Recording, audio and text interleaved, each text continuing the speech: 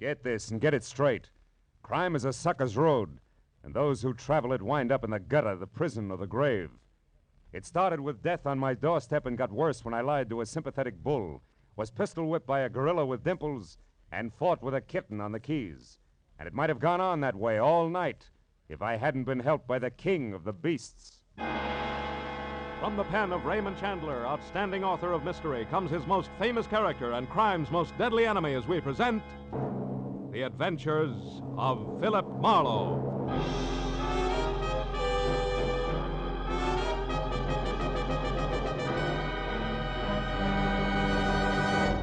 Now, with Gerald Mohr, starred as Philip Marlowe, we bring you tonight's exciting story, The August Lion.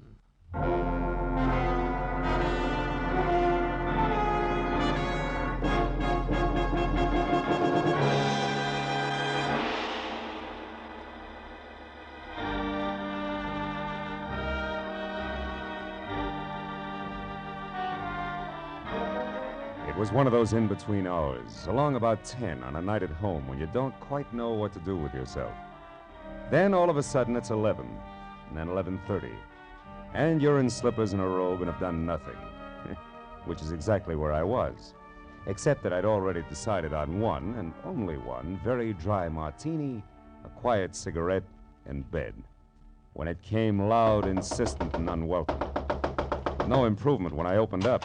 Saw less than 5 feet of excited cab driver jumping up and down. Mister, you Doc Marlowe? Yeah, I'm Doc Marlowe. That's right. Here he comes with a Doc. You better make room. Is the sofa there okay? I'll clear it off. Wait a minute, Jack. Who comes? Who? Okay, mister. Bring her on in. The Doc's here, all right. Hey, Doc, she's stiff. She's out like a light. Who? The babe. Who do you think? Sure too bad some people can't drink, huh, Doc? Yeah, it's real tough. Now tell me, do you... Hello, Phil. Judson Angel. I'm sorry to bust in on you this way. Is the sofa all right? No, it's stuffed with granite. Put her in the bedroom. Okay, will you take care of the driver, please? Yeah. How much, friend? Well, only 80 cents on the meter, Doc. A couple of bucks ought to cover it. Here. Good night. Good night, Diamond Jim. Well, Phil, I guess I'd better explain all this. Uh-huh. Here, I haven't seen you in 6 months, and when I do... Never mind the details, Judd boy. Let's talk about the problem. Who's the girl? Her name's Voss. Eileen Voss. She's kind of a stockbroker. Maybe speculator's a better term. You know, takes big chances with other people's money. I was in love with her, Phil, until tonight. When what happened? When I found out I was just one of many, it threw me, Phil. I really lost my temper. I swore I'd kill her on sight. Yeah, most guys do at a time like that, Judd. And by the way, while we're talking, I'll put on some coffee, huh? No, don't, Phil. Why not? Because it can't help. She had a shot too many, all right, only this one's a bullet in her head. She's dead. Oh, fine. Now, Phil, listen, please. You've got to help me. I've got to find out who did it. Phil, it started a couple of hours ago when I found out she'd been playing me for a sucker. I went to her place the first time in a week, boiling mad. The door was open. Judson Angel's eyes never left my face as he told the story from the beginning. A girl's body on the couch when he walked in, a neat hole in the back of her head. The gun he knew she owned shoved under a pillow. Then in the next second, before he could even look in the other rooms, the arrival of the cabbie somebody'd called who thought Eileen was just another drunk who had to be shown the way to go home. How he seized on that as an opportunity to keep from being placed at the scene of the murder he had every reason to commit. How minutes after he was in the cab he realized he was near my place. How to avoid suspicion he said I was a doctor. Everything except why, specifically, he was so afraid of the police. I knew that was going to be next. Now, Phil, I suppose you want to know why I couldn't possibly call the police. Yeah, that's right. Why? Because I'd surely be booked and fingerprinted. And that'd ruin me. You see, a long time ago, I served time in the state penitentiary in Illinois. What? Yes, so I've kept it quiet. Only Phoebe Hammond in my office knows. It was before forgery, Phil. It was under another name and way back when I didn't know the difference between clever business and crooked business. It's taken 10 years to work up my reputation as an accountant. So you see, if I get mixed up in this, it'll all come out and...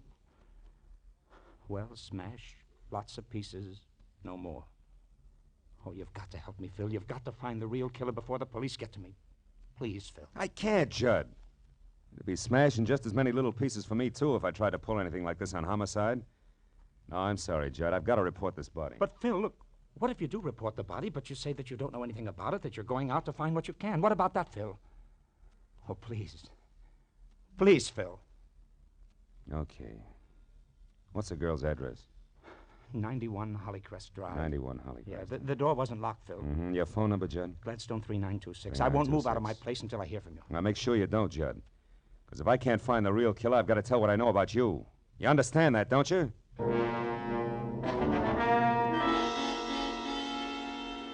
When Angel left, I called Detective Lieutenant Matthews at police headquarters and lied that there was a corpse in my apartment about which I knew nothing, and that I was on my way out to see what I could find. Then I hung up fast, not feeling very good. 20 minutes later, when I was in the plush living room at 91 Hollycrest Drive, I had 0 to go on. Until I got to the bedroom where, caught in the folds of lace at the bottom of a petticoated vanity, I found a piece of male jewelry that stood out against that backdrop like Argyle socks on a turtle. It was a gold tie clasp ornamented with the figure of a lion, a little more majestic than most. I dropped it into my pocket and then moved out into a long hall that led to the kitchen. I was about to start toward it when he spoke. Don't move, buddy. Like the voice, he was thick and soft, especially in the middle where he was girdled in double-breasted gray flannel. So I couldn't tell whether he was plus or minus a tie clasp. Also, he had no hair, and a pair of deep dimples that danced when he talked. The gun in his hand didn't. Okay, turn around. Let's go back to the living room, buddy. I want to ask you a few questions. Like why you're taking inventory here. Well, it's my job. You see, I'm an auctioneer. The lady of the house won't need this stuff anymore. She's not Shut going up. to... Now stop where you are, and don't turn around. Okay, where's the girl? Come on, where is she? Out. And only if you'll tell me why you want to know will I tell you where. You see, that way I come out even. Maybe. Well, Eileen Voss owes me money, buddy, and I want it now before she's flat broke. Now you, where is she? On her way to the morgue, like you don't know. What do you mean by that? I didn't kill her? Honest, Injun? Listen, you. Get this straight. I came into this place just now for one reason only. To check on the Voss girl and make sure she wasn't on her way out of town, bag and baggage in hand, and my 50 grand. Now, don't forget that. I'll try not to. And don't move. Hello. No, she's not here. Judy? Yeah, it's me, honey. No, she's out. Yeah. Well, I'll tell you about it later at the club. Yeah. Right, Judy. So long. Now, where were we, buddy? In the middle of a big fat lie, your reason for being here. Oh, yeah. That's where we were. And you know, that's a good place to leave it. Ah! Oh, buddy.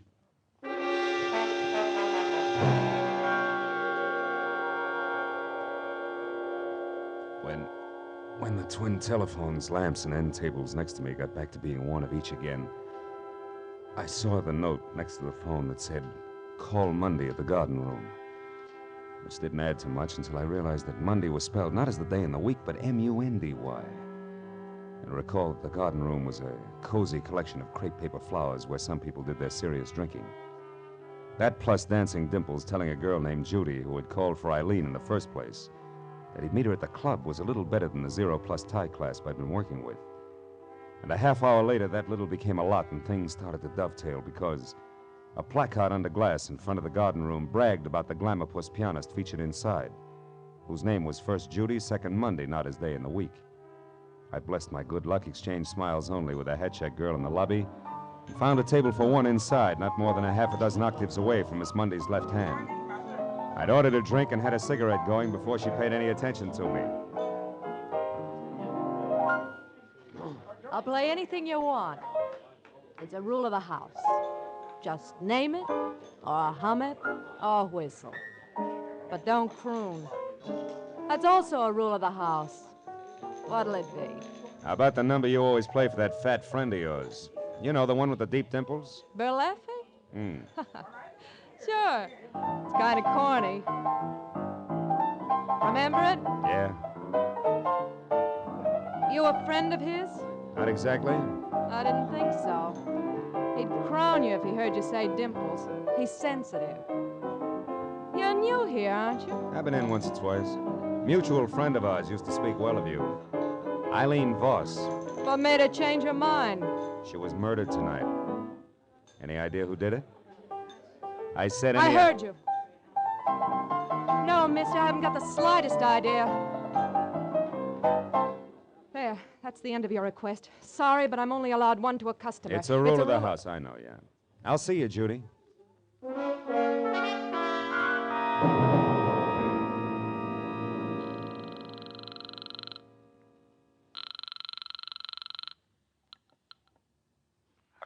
This is Marlowe, Angel. Oh, Phil. Where are you? What have you found out? In that order, I'm in a phone booth at a club called the Garden Room. What I found out so far won't impress Detective Lieutenant Matthews of the Homicide Squad at all when next we meet. But nothing in the apartment? No lead of any kind? I'm not sure, Judd. I ran into a round man with a sleek gun who piled me up and left before very much was said. But, Phil, the garden room, the girl there's a friend of Eileen's. Talk to her. Yeah, I already did, Judd. Got me the round man's name and no more. It's Berleffi. You mean anything? Berleffi? Yeah. A fat guy with dimples and no hair? That's right. He claimed Eileen had $50,000 that belonged to him. Yeah, that must be him then, Phil. Oh? Yes, he's a gray marketeer, comes from San Francisco. I've never seen him, but the girl in my office, Phoebe Hammond, can help us. Mm-hmm. She once did some auditing work for Berleffi when she found out how crooked he was. She told me about him. I'll call her and have her meet you there, Phil. All right, but look, I'll be at a corner table facing the door, and tell her to hurry, will you? I'll call you back later. Goodbye.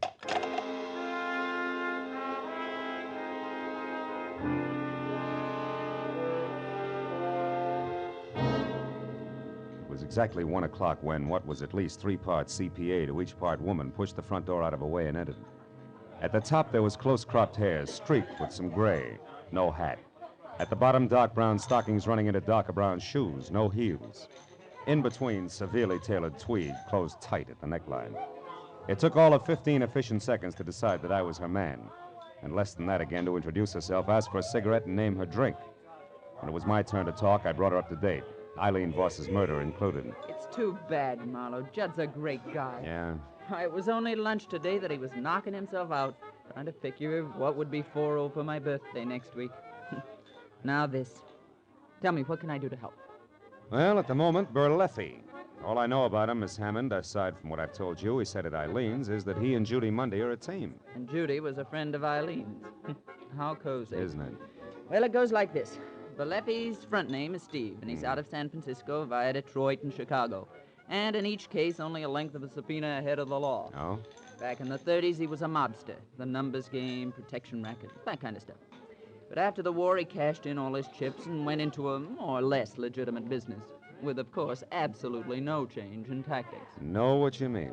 Now, look, can you tell me where he lives? No, but I'll bet my bottom dollar that the kitten on the keys here can. Only be careful.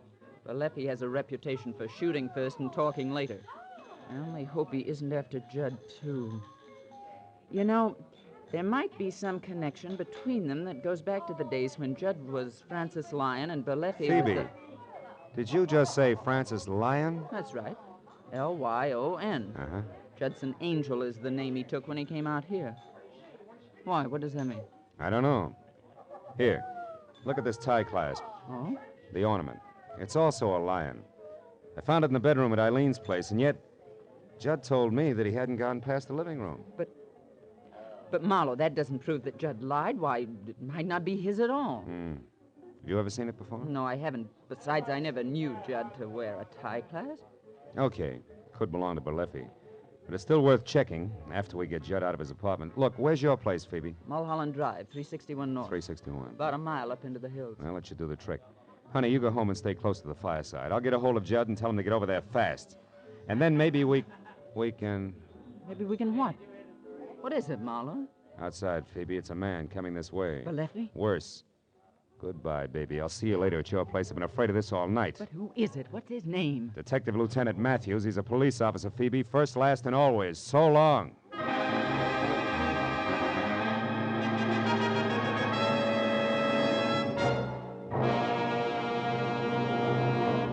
In just a moment, the second act of Philip Marlowe. But first, music you like best of all, whether it's classical favorites or popular old ballads, is the music you hear when you tune in Sunday afternoon to the Symphonette and the Choral Ears.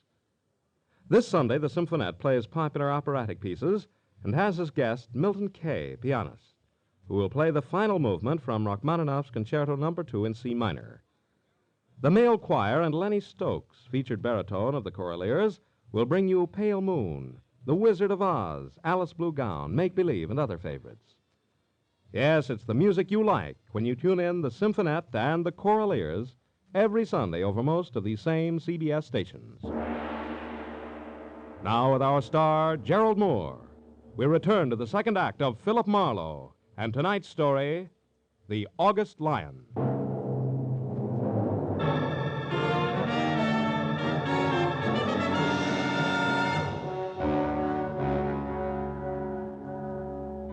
When I left Phoebe Hammond at the table and moved toward the bar, my first impulse was run, do not walk. This is a different kind of an emergency. But a quick glance into the mirror behind me tagged that as suicide and pushed try nonchalance into its place, because I could see that Detective Lieutenant Matthews had already spotted me. When he was closer, I could also see that nonchalance would go over like punching him in the nose on the steps of City Hall. All right, Phil, that little game is over. Now let's have it straight and fast. Who are you working for? And don't bother with the pitch on professional ethics, or we'll try this all over again down in headquarters. His name, what is it, Phil? Judson Angel, he's a friend. Yeah. Who is what to the corpse? He was in love with her, but he didn't kill her. Oh. Now look, Matthews, I've never held out on you before, have I?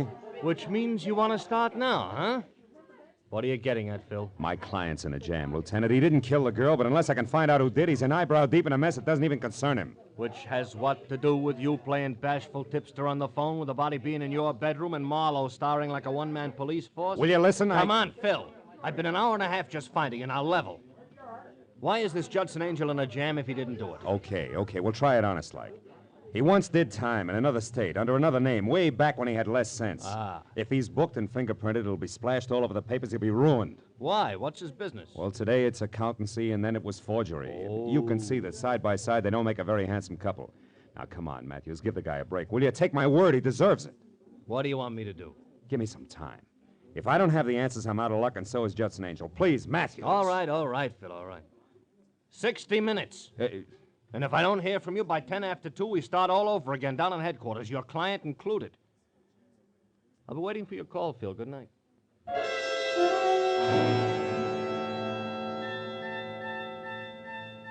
Detective Lieutenant Matthews was nobody's keystone cop, and I knew that when he said 60, count 'em, 60 minutes, he meant just that and no more. So I found a nice and public phone booth at a gas station across the street, and while I kept one eye out for Berleffi and associates, I dialed Judson Angel's number. But in the next second, when I was through to him, I knew that I could forget about Berleffi on my end. Phil, I'm in trouble here. Outside a man and woman. They're coming up the walk now. He's fat and gray flannel? Yes. She just pulled up in a cab, but he's been out there 20 minutes watching the place. Berleffi, listen, Judd, get out the back way. Get over to Phoebe's place. He's at the door now, Phil. He's kicking it in. Phil, get up here. 21 South Orange Lane. Judd, do as I say, will you? Get out. Get to Phoebe's place on Mulholland Drive. I'll see you there. Hurry. All right, Marlowe. All right. Marlowe, he's in! Judd! Put that phone down, Angel, or I'll kill you. Now.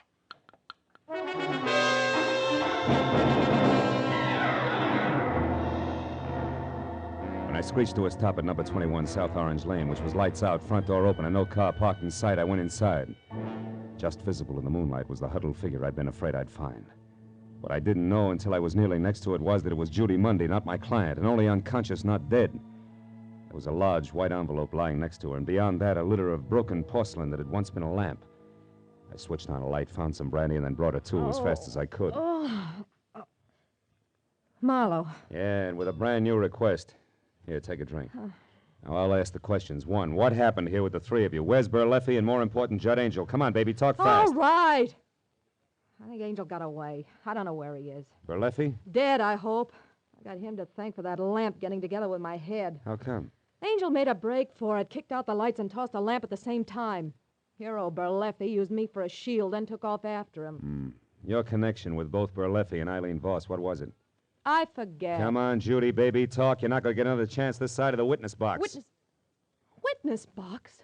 What for? Your girlfriend's murder, trial by jury, an old Yankee tradition, you remember? Wait a minute, Marlowe. I didn't have anything to do with Eileen getting killed.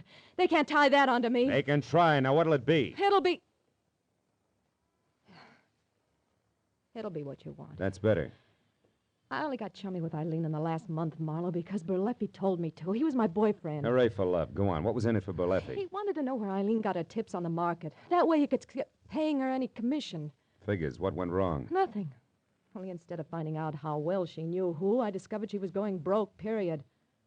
The rest of it, you, Eileen being dead, that muscle woman you talked to in the bar, all Wait a the minute. What about that girl in the bar? You two get together? Oh, not for very long. After you left the table, she went outside, so I followed. Why? Because the cow jumped over the moon. What do you think? I was still working for Lefty, remember? I thought it would help if he knew where she fit in. What'd it get you? A slap in the face that said she was raised on barbells. And this envelope here that fell out of her pocket. Oh? Don't get excited about it. It's only one of those horoscope charts. What do? Collect them as a hobby? When there are notes on the back, yeah. However, her friend Lefty was unimpressed. Yeah, look yourself. It's double talk. Cost plus 10%. 90 days will yield yeah, it's strictly a CPA's margin notes. Doesn't mean that you owe. Marlowe, your mouth's open. What is it? You look dumb. Dumb I am and have been all night. Sweetheart, in your own clumsy way, you may have saved Judson Angel's life. What are you talking about, Marlowe? According to this horoscope, it's written in the stars. Maybe I'll make a good cop happy. Goodbye, sweets.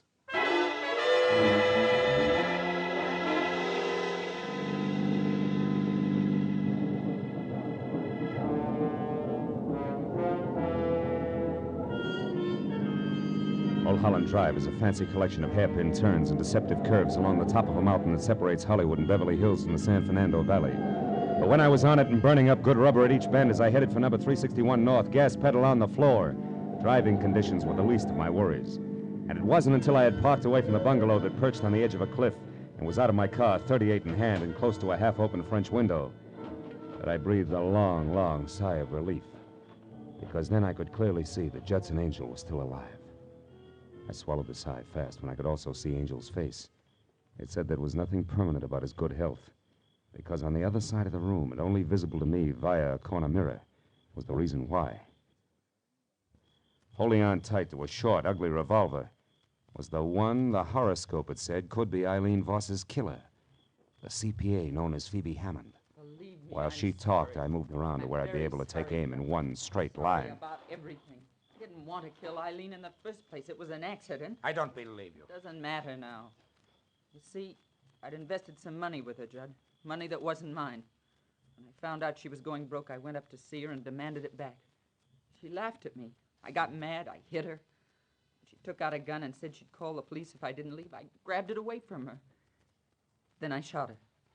Then you were there when I came in? Yes. And when I saw you and that cab driver she'd called earlier take the body, I didn't know what to do.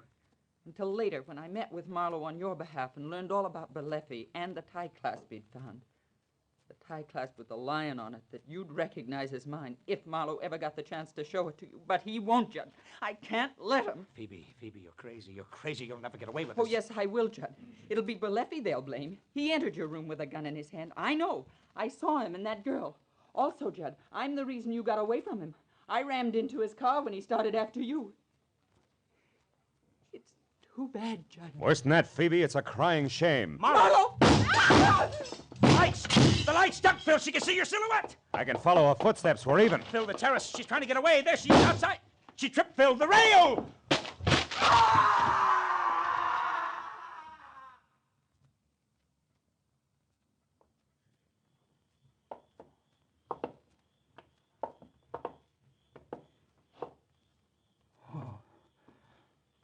Holy smoke.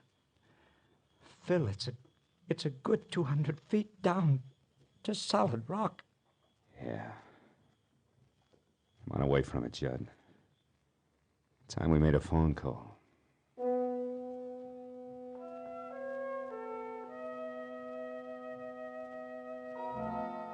It was 4 o'clock in the morning.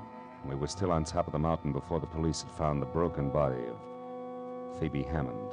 Berleffi had been picked up and in lieu of anything better booked for breaking and entering Eileen Voss's place. When the parade of law, press, and just curious who always show up at the scene of a murder had finally left, I'd made it just me and Judd and a cop named Matthews. Well, let me see if I got this straight for the records, Phil.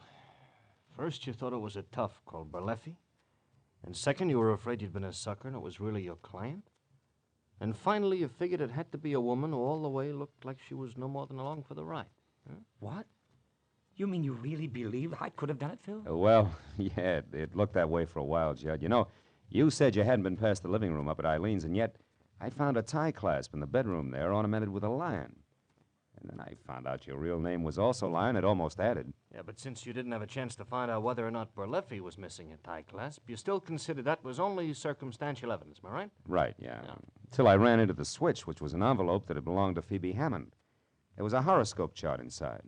Which meant what? Well, it only meant that she went in for that stuff, no more, until I remembered her mentioning that her birthday was next week, which is early August. And that, no doubt, puts her under the sign of the Zodiac run by one Leo the Lion.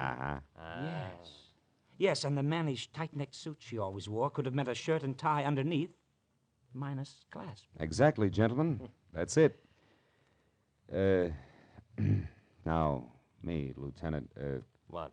Look, when you get back down to headquarters and, you start the paperwork. Yeah. Do you have to mention a guy named Judson Angel? A guy named what? Judson Angel. Nothing. I was just thinking out loud. Yeah, that's a bad practice, Phil, It's kind of like only telling a policeman half of what you know can get you in trouble. Unless you're lucky. Oh, give you a lift, Mr. Mister. You already have. Thanks, Lieutenant. And Phil, Good night, Judd.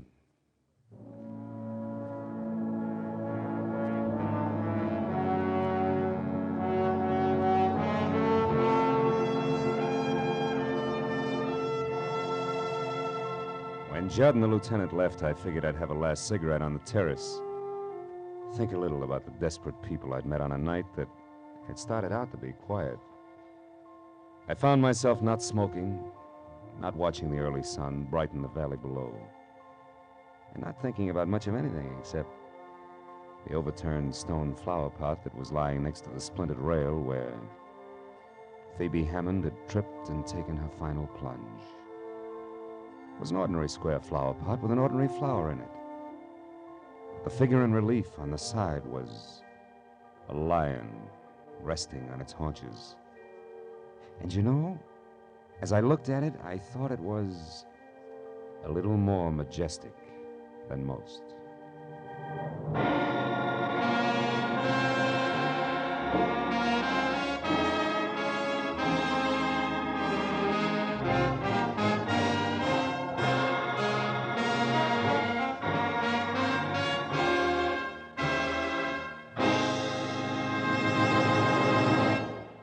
The Adventures of Philip Marlowe, bringing you Raymond Chandler's most famous character and crime's most deadly enemy, starred Gerald Mohr, and was directed tonight by Cliff Howell. Script is by Mel Dinelli, Robert Mitchell, and Gene Levit. Featured in the cast were Gene Bates, D.J. Thompson, Wally Mayer, Barney Phillips, and Jerry Hausner. Lieutenant Detective Matthews is played by Larry Dotkin. The special music is written by Richard Arant. Be sure and be with us next week when Philip Marlowe says... It started with an Indian gift of a piece of pottery and led to a brown bear in moccasins, an archaeologist, much laughing water, and finally, death in an alley. But just to make matters worse, the Indian giver was a female, and 100% genuine, hot-blooded Apache.